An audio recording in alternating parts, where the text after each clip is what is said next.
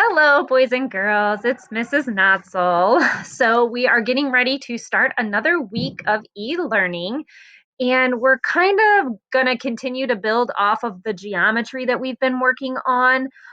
We were working a lot on angles and identifying and understanding and drawing and combining and finding the missing angle measure.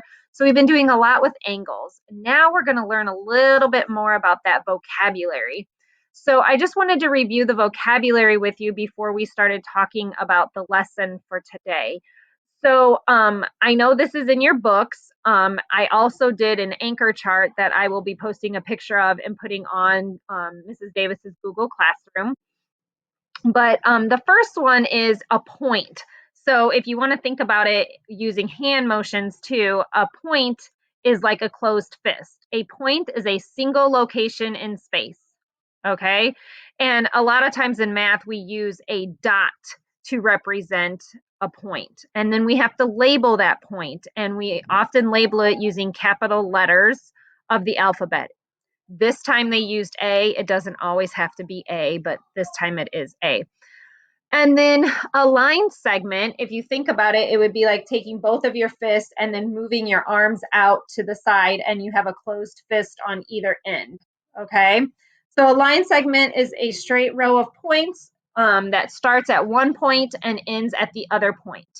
Okay. And then you'll notice how they wrote it.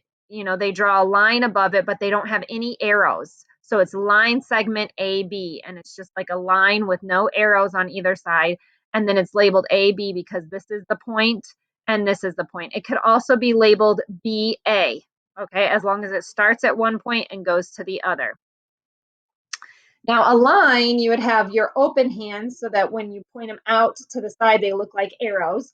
So then that's a line. A line is a straight row of points that goes on forever in both directions. So there's no stopping, okay? And you can write line AB as the same thing as the line segment, except this time it has arrows on both sides. So it shows that it's a line instead of a line segment. And then we have a ray. Now, a ray has an arrow at the end, so it goes on and it continues to go on in one direction. So you would only have your arm going out in one direction. So this is a ray in this direction, and then you can open up your hand and point a ray out in this direction. So a ray is a straight row of points that starts at one point. So it starts right here at A, and then it goes on forever in one direction. So this is ray A, B. And we have to start with ray A here. We have to start labeling it as A, B because this is the point that it starts at and it goes on forever in that direction. We can't say ray B, A because it doesn't go on forever in the other direction. Okay. So ray always goes in one direction, goes off continuously in one direction. So when you write it and you label it, you say ray AB, but when you draw that line over it, you only put an arrow on one end of it. And then we've been working with angles a lot. So you know that angles are very, but we haven't learned how to label the angles, okay?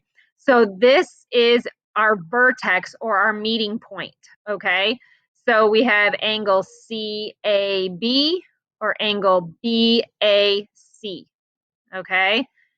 Because it's made up of ray AC and ray AB because it starts at this point and goes on forever in those directions. Or you could just label it as angle A because this is the vertex or the meeting point, and so it's also known as angle A. Okay? But you can't label it angle ACB because that